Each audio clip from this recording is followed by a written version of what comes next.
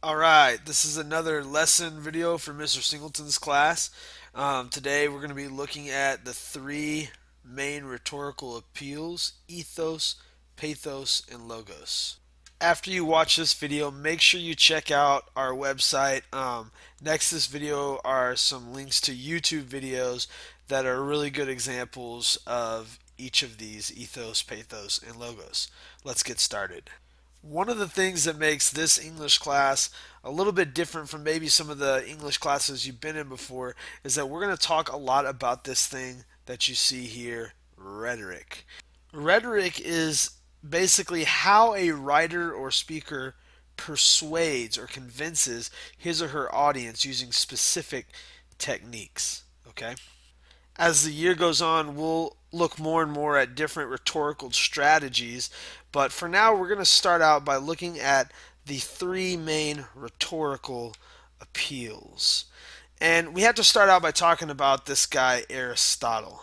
Aristotle was a Greek philosopher and teacher, and he taught guys like Plato, you may have heard of as well. And these guys sitting around talking with one another, being philosophers, that's what they did all day. They got into a debate about how do you best debate somebody? How do you best convince somebody to agree with you? And they basically put forth this theory that there were three ways to persuade people, three modes of persuasion. And those are: you can appeal to their ethos, their pathos, or their logos. And those are the three terms we're going to talk about today. But we've already discussed how everything is an argument in this class. So we want to remember, if everything's an argument, then everything is trying to be persuasive. And if everything is trying to be persuasive, it's using either a combination of or individually these three things: ethos, pathos, and logos. So let's start with ethos. Ethos is most simply defined as the speaker's credibility or experts who you trust. Whether we're talking about an essay or an advertisement, it's the same concept. A lot of times, whoever the persuader is, whoever the writer or speaker is going to try to persuade their audience using an ethos appeal. And an ethos appeal is simply having someone present the argument who the audience trusts on that topic, an expert in that thing, right? So for instance here, if we were trying to sell a pair of Nike shoes, we might get a foot doctor to be an expert to help sell our shoes. He might say something like this: "Hello, I'm the famous foot physician, Dr. Edward F. Pata.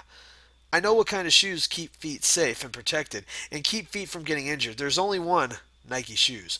Buy Nike shoes for safer feet. Trust me, I'm a foot doctor."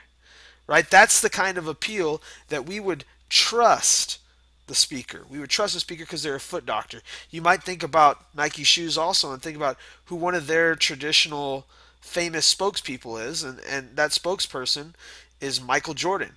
The reason we trust Michael Jordan to sell us basketball shoes is because arguably a lot of people believe he's the best basketball player that ever lived.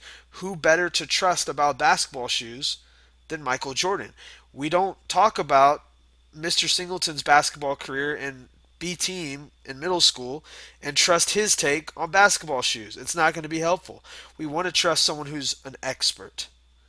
If you get a chance when this presentation is over, take a look at the link on the website to the YouTube video that is an advertisement for toothbrushes. And these toothbrushes are being sold by dentists, and it's a great example of an ethos appeal in action. The next appeal we'll talk about is a pathos appeal. A pathos appeal is simply an appeal that plays with your emotions. It's any time that a persuader, a speaker, or writer uses your emotions to persuade you. Maybe they try to make you feel happy, or sad, or guilty, or excited, or make you laugh. These are all examples of a pathos appeal at work.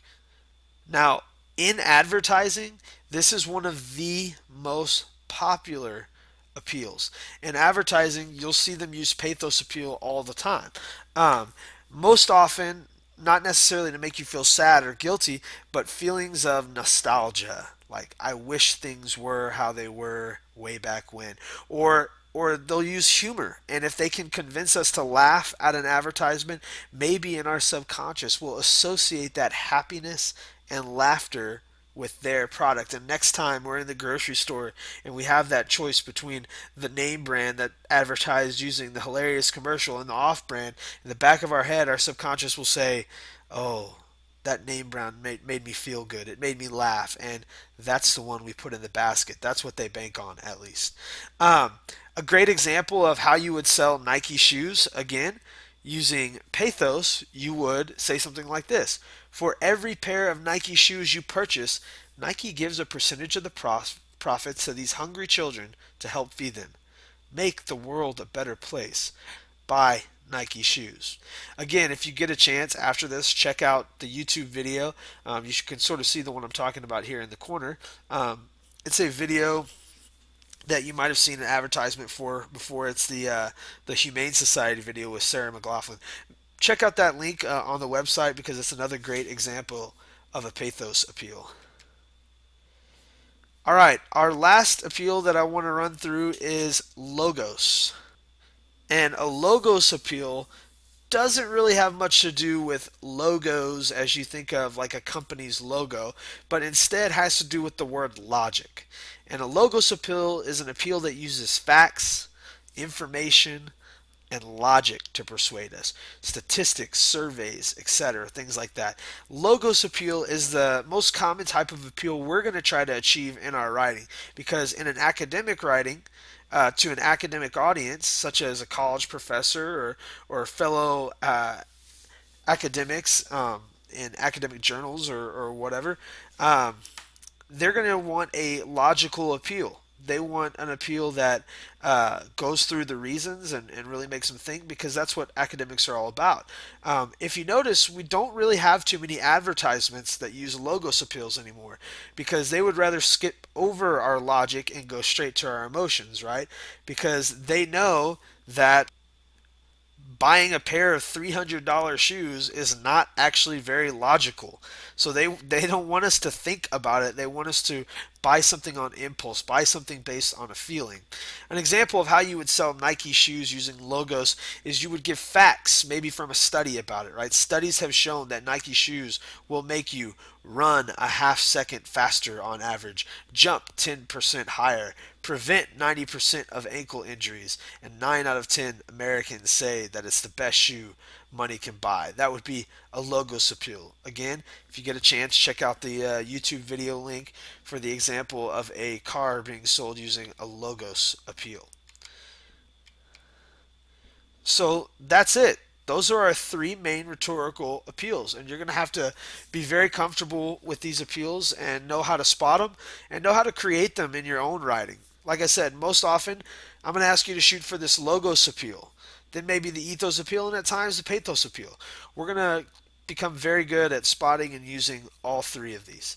Hope this lesson was helpful. If you have any questions about ethos, pathos, and logos, make sure to write down any questions you have and come talk to me, and we'll talk more about it.